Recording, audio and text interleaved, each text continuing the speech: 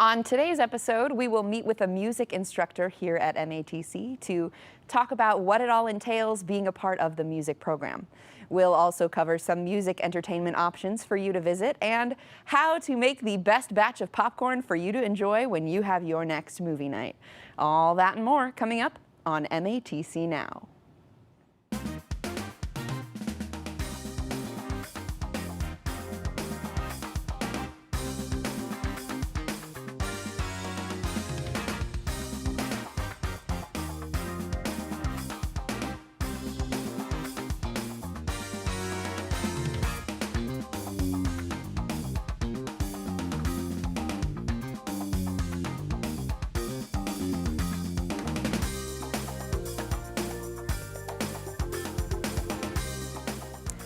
Hello and welcome to this week's episode of MATC Now. As always, I'm your host, Hannah Tahtinen, and today I'm joined by my co-host and music instructor here at MATC, Michael Newmeyer. Hi, Michael. How are you today? I'm doing great, Hannah. Thanks for having me. So glad to have you on the show. We'll catch up with you in just a little bit, but before we get too fine artsy, let's take a look at the Civil Engineering Department here at MATC. You've probably seen them around campus recently. Students in orange vests getting the lay of the land. They're learning what it takes to work on civil engineering projects, large and small. The Civil Engineering Technology program prepares students for work in the civil engineering industry, and students can go into surveying, computer-aided drafting, construction inspection. They could work for the DOT or in roadway inspection, all the way up to leading and being the representative of the state to make sure that the road is being built properly, and that involves the surveying, materials testing, and interfacing with the contractor. They may also work as a designer or a modeler, where they'll actually go through and do the modeling of large buildings. For civil engineering, I would recommend someone who is comfortable working with numbers, likes being outdoors to some degree, has some computer skills and background. They have an interest in seeing things in spatial, and they've always have kind of that ability. And most of all, they want to make the world a better place. The chance to work directly with engineering equipment sets the program apart. The most exciting thing that I have experienced in the civil engineering program has definitely been how hands-on the program's been, because COVID has moved a lot of things online. But still, in my survey class, we come in here every week and we're able to work with the instruments. Students are required to take 4 semesters of surveying before getting their certificate. So surveying is kind of a combination of trigonometry and geometry. We make measurements with instruments that can measure horizontal and vertical angles very accurately. We have instruments that can measure changes in elevation, and today we're even using GPS. Surveyors are the first people on the site, generally mapping existing conditions. But they're also important from the standpoint of when a design is created, they're the ones that put it on the ground. Another hands-on aspect of the program is materials testing. For the materials portion of the program, they take a class in soils and construction materials testing. And in that, we kind of start off and we talk about basic material properties, and then we actually go into specific types of materials, such as steel, wood, and then soil and rock. And what we've done recently is the concrete, and then we'll finish up with asphalt. So materials testing is done in the field at a variety of different locations. One would be actually on a construction project, where if you represent the state or the municipality. It may also be in working for a provider or supplier, all the way to even a consultant, working with a geotechnical firm, identifying the soil and determining the strength of it. The program prepares students for success by giving them a broad understanding of the civil engineering field. So the reason why it's good to have a good breadth is you don't really know where your career is going to take you. I went through college and I thought I was going to design bridges, and I got out and realized I really didn't like bridges. So I have to be adaptable, and they have to be adaptable. In order to do that, we have to kind of give them a broad range of skills. I believe that some of the more specific classes have also prepared me in case that knowledge ever comes up. I'll just have more of an understanding of what I'm working with. Wherever students' careers may lead, the Civil Engineering Technology program is making sure they have the tools to build their own road to success.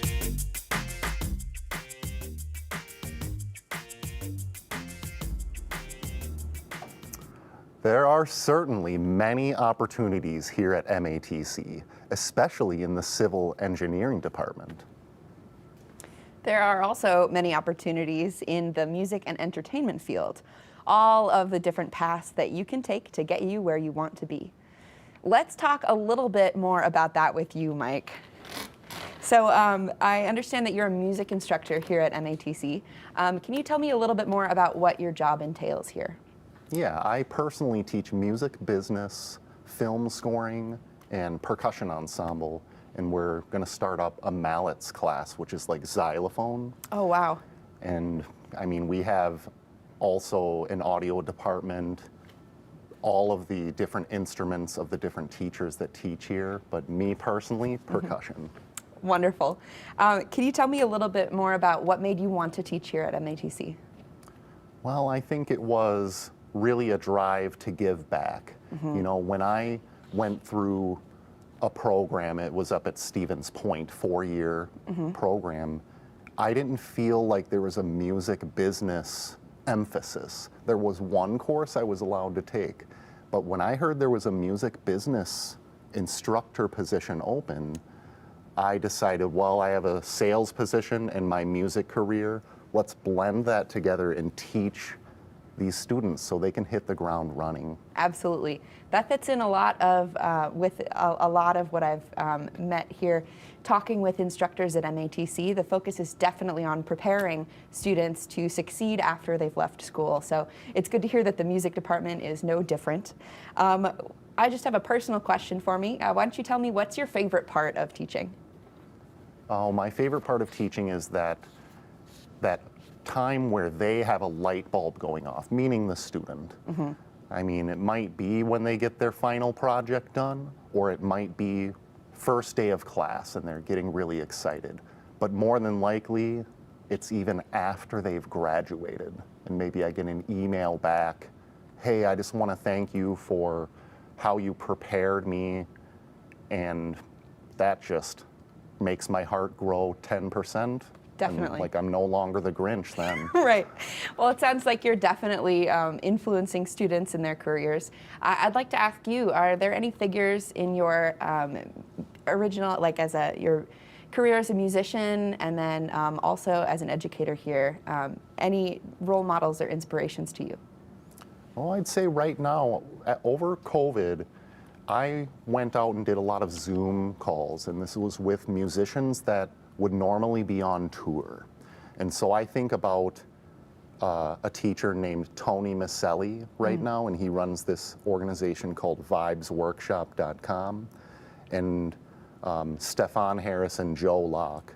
Now, if I think more locally, I want to give a tip of the hat to Steve Peplin here on campus, is a big inspiration locally to me as well. Well, thanks, Steve, here at MATC. I've heard a little bit from you of which programs, which classes you teach, but can you give us a little overview about the broader music program? What are benefits to students who might be interested? Well, it's that hit the ground running idea. I mean, I feel like a student can come to MATC, they're not coming to play in marching band. Sure. They're not coming to play in concert band, but they get a chance to play in a 4 or 5 person group. We have performance ensembles that cater to that. They have a chance to come and take composition lessons and film scoring and take the audio production lessons. So then they have this ability to have every tool that a modern musician needs. Record their own video, record their own audio, work in a little bit of business promotion, maybe even have a teaching studio.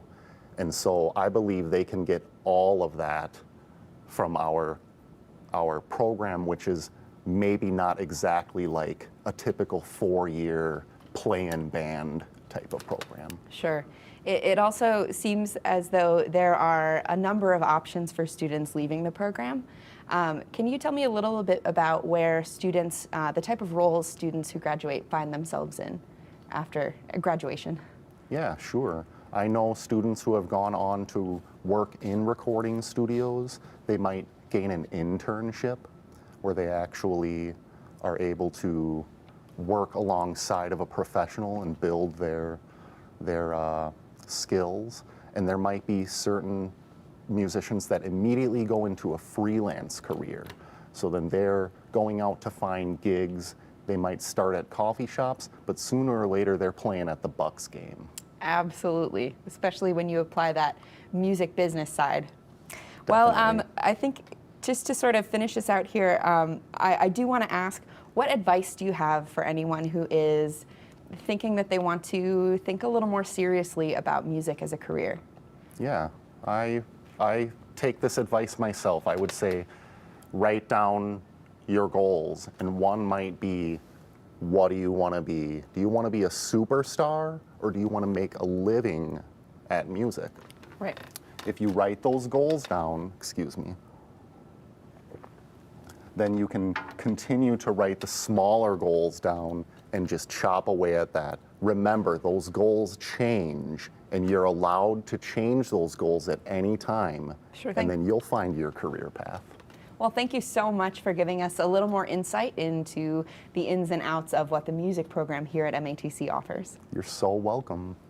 Well, now it is time to check in with our field correspondent, Tyler, who is coming to us live from the front row of the C Auditorium. How about those auditorium acoustics, Tyler? They sound pretty great. Thanks, Hannah. I'm here in the C Auditorium in the C building of the downtown Milwaukee campus. And joining me today is, I want to get this right, Kashina Arman, a music instructor and educational assistant here at MATC. How are you today, Kashina? I'm great. How are you? I'm great. How long has this auditorium been here? From what I understand, it was built in the 1900s sometime. I'm not sure exactly when, but yeah, it's a great space for the classes that we have here. What classes are typically held here? So I know the audio classes are here, audio engineering, audio production. I teach a voice class in here, and so does a few other of the instructors. What events are usually held in here? Any recitals or anything like that? Absolutely. We, pre-COVID, had lots of concerts. That was pretty awesome. Yeah. How many people can fit in this auditorium? Between 250 to 300, I believe. Awesome. I've heard that there are renovations coming. Is that true? And do you know what those renovations will look like? I did hear something about that myself. So yes, I heard it's happening. I can't wait to see it. All right. You were a student here, correct? Yes. Yeah. And now you're faculty. How did that come about? I still try and figure that out myself. No, but I absolutely enjoyed it, my time here as a student. I actually started back in like 2003, and I loved the program so much that I didn't want to leave, so it took me a while to graduate. Graduated in 2011. The amazing Robbie Highway was very instrumental in helping me figure out what I wanted to do, and somehow I ended up here last year. Awesome. What program were you in when you were here? I was in the music occupations program. Music occupations. Yeah, I did the secondary education as well, but I found out that I don't like teaching elementary students that much. So, no, I love the music. I want to do everything music, so yeah. Awesome, awesome. Do you have a favorite class? Oh my, that's really hard. I love Hal Miller. He's an instructor. He was here when I was here as a student. Steve Peplin, Robbie Highway. Those are my three. Well, I shouldn't start naming names, but any class they're teaching, that's the class I love. You know, so composition, notation, theory, voice, major instrument, you name it. If they're teaching it, I'm always like, can I be in it, please? The instructor really makes the class. It really doesn't does. it? All right. Well, thank you so much for your time. We Thank greatly you. appreciate it. I can't wait to come and experience concerts, like whatever recitals are eventually held again in this space. Come on down. We're throwing things back to you guys in the studio. Wow, thanks Tyler for showing us around. Hopefully I can get in and look at the new renovations that are going on sooner rather than later. There has been a lot of redecorating going on here, and it is the perfect time to do it. The pandemic kept everyone indoors for a long time. Now that things are getting back to normal, we can start to do things we want to safely. Student producer Russell Kaczmarek went to the Milwaukee County Zoo to see how the animals are reacting to their new guests.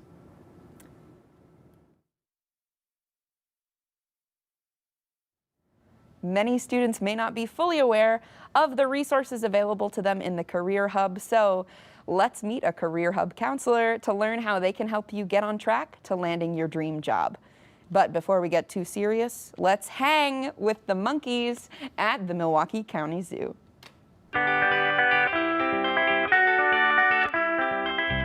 The Milwaukee County Zoo we know and love houses 1,800 animals and covers an area of 190 acres, and are currently going under remodeling for certain exhibits.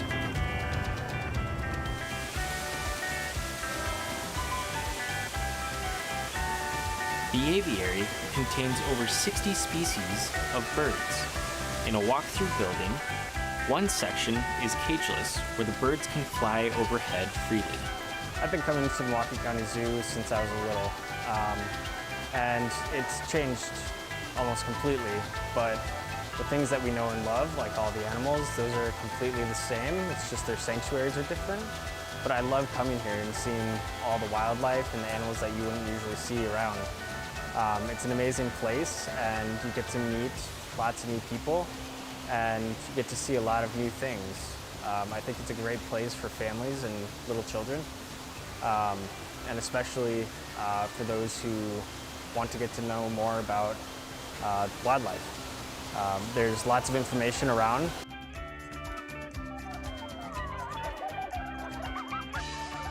Macaque Island features a group of Japanese macaques. It was remodeled in '02 to include a viewing deck for zoo guests and an expanded shelter for the resident macaques, with waterfalls and large mountains. These lovable creatures are always up for some fun and mischief.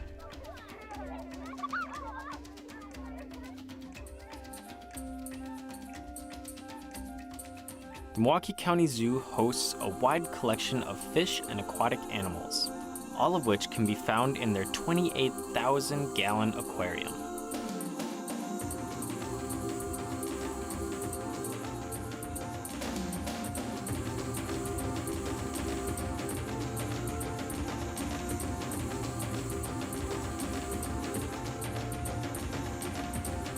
In addition to holding fish, the Aquatic and Reptile Center holds invertebrates, reptiles, and amphibians, including the zoo's Chinese alligator, green anaconda, Mexican bearded lizard, and king cobra.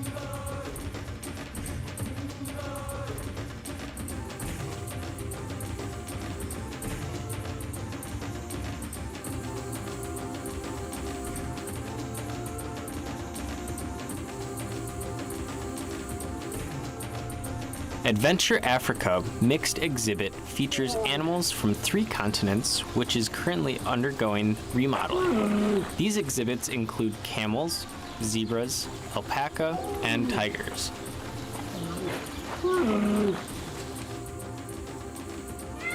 In addition to Adventure Africa, the new Elephant Care Center was erected in 2019 and acts as an indoor shelter/recreation center in addition to their new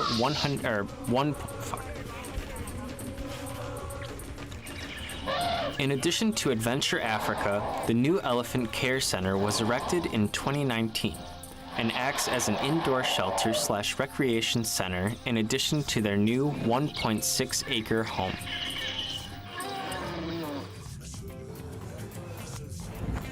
In addition to having wild and exotic animals, the Milwaukee County Zoo also offers a large variety of different foods. This variety of foods includes pizza, popcorn, ice cream, slushies, cotton candy, burgers, and more. Where will you decide to eat?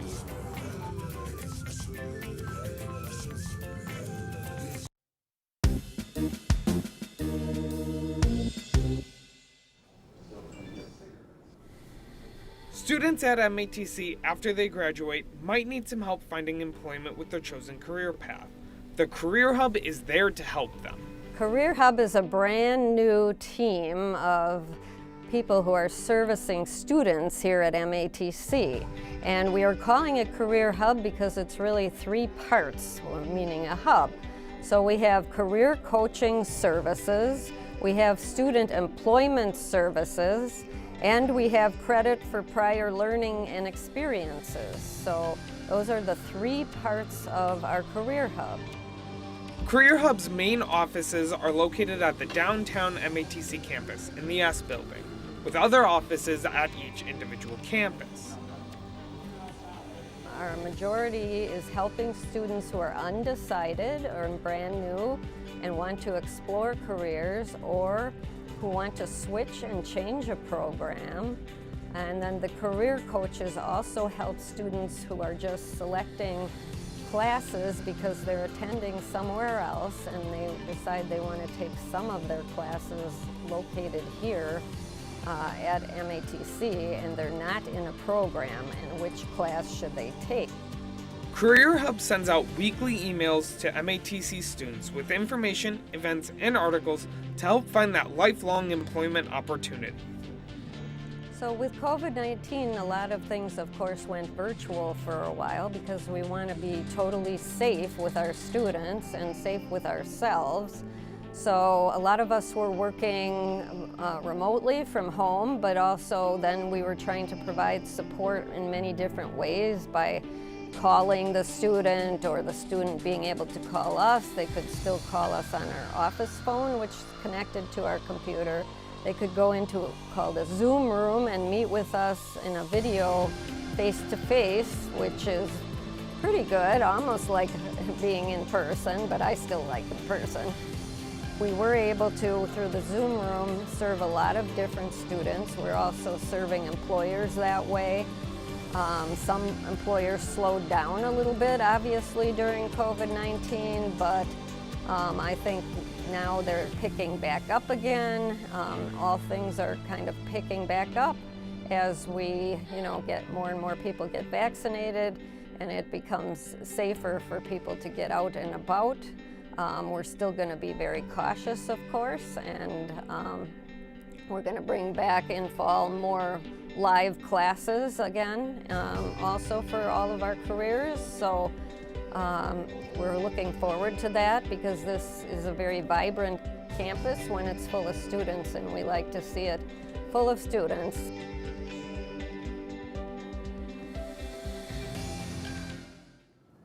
Students are encouraged to check out their offices or schedule an appointment online to help find the career that is perfect for them. That is always a good idea. And wow, that looks like a lot of fun. All the animals seem to have really missed us. I'm definitely going to book my visit as soon as I can. Another family favorite that I'm pretty sure a lot of people like is popcorn, especially if it's a movie night on a Friday night and everyone is gathered in the living room. Of course, Chef James took the classic popcorn and did it in a slightly different way. Let's take a look. Hey guys. Thanks to the pandemic, we've been watching a lot more movies at home. Like, a lot. While dodging theater prices is awesome, the experience just isn't the same. So today, we're gonna bring the theater a little closer to home with some theater-style popcorn. What you're gonna need is a stick of butter, some kosher salt, and some popcorn kernels. And I'm not saying like open a microwave bag, like actual popcorn kernels from like a jar.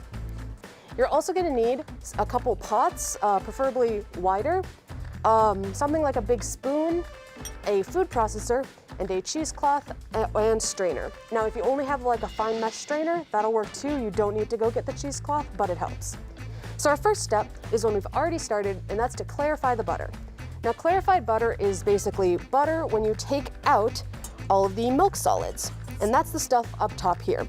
What you're gonna do to make this is you take your butter, put it in one of your pans or your pots, and you melt it on like a medium heat. You don't want it to brown, you don't want it to boil, you just want it to melt, and don't stir it. Then you'll see it start to separate, and you can start scooping off this stuff here. These are the milk solids. You don't have to throw these out. They're delicious on like waffles or pancakes or other places you would put like a whipped butter or something similar. And you just want to scoop all that out, and you're leaving just the fat behind. The whole thing takes maybe 10-ish minutes, depending on how much you're making. It's actually super easy, and you can make a bunch at a time and save it in your fridge for later. Now, once you've got that, you're gonna take this remaining butter fat and run it through your strainer and cheesecloth. We're gonna do this right into our pan. So if you don't strain out everything, it's okay. That's what the cheesecloth and strainer is for. So you're gonna get that in there and pop this off to the side. Our second step is to add the popcorn. You're gonna pour the kernels into the butter. Now, it's not exact measurements, but usually when I make it, it's about a half a cup of popcorn kernels to about 1 or 2 tablespoons of butter. You just wanna make sure there's enough that you can coat the kernels so they won't burn on the bottom. Now you're gonna wanna mix this around, turn the heat up high, and put the lid on. Now, if you don't have a pot like that's big enough that also has a lid, you can also use like aluminum foil over the top, works just as well. So this, you're gonna wanna shake now and then, but don't overshake it, just wait and let it pop. That, like the butter, takes a few minutes. While we're waiting, let's talk. So, traditional theater popcorn, you're gonna get butter and you're gonna get salt. Now, if you've ever tried to make popcorn from kernels at home, you'll know that regular table salt doesn't stick very well to it. It just falls off and stays at the bottom. That's because it's too coarse. You're going to want to use this food processor to create a finer salt. That's called theater salt for this reason. It sticks better to popcorn. So you're going to take your salt, put it in the processor, and just let it go for like maybe 5 seconds. It's not long. There we go, come on. All right. And that's it. It just makes a nice, very fine popcorn salt.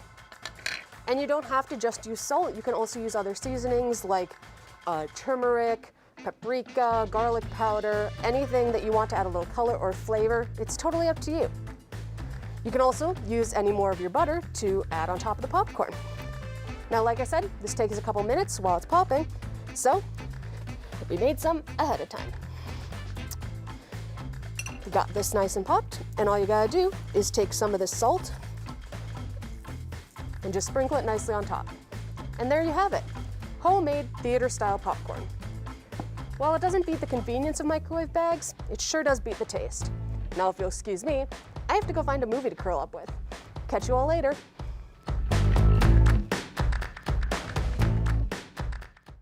Wow, that looks delicious. I can't wait to try that recipe with my family on our next movie night. But now, let's take a look at the week ahead with Hannah in the MATC Minute.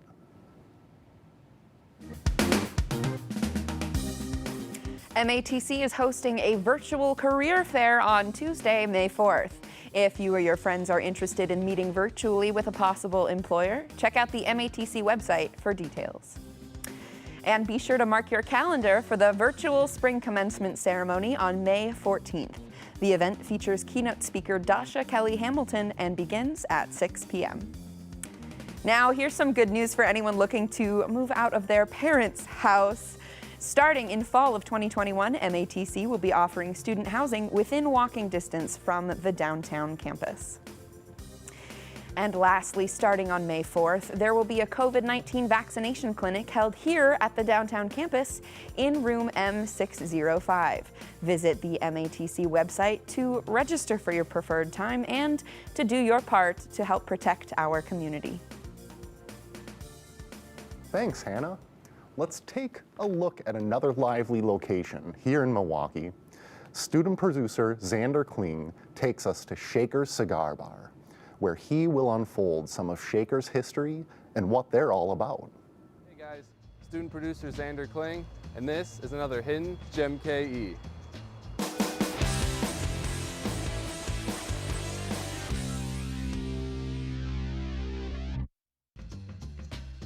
Located in Milwaukee's historic Walker's Point, Shaker's Cigar Bar has offered patrons a unique and unforgettable experience for decades. Built over what was once a cemetery, this former bar operated as a cooperage, speakeasy, and brothel during the Prohibition age under the ownership of the infamous Capone brothers. In the 90s, it was an occasional haunt of infamous serial killer Jeffrey Dahmer. Shaker has proudly served a variety of local and international guests since 1986. Their mission has always been to provide high-quality service, food, drinks, and of course, their famous cigars. With such a large variety of spirits, beers, and wines, Shaker's offers one of their most unique beverages that includes their Sprecker's Ghost and Shadow People Ale that's brewed only for Shaker's. Well, that's all the time we have. I encourage all to come down to Shaker's Cigar Bar and experience these haunts for yourself. I'm student producer Xander Kling, and this has been another hidden geMKE.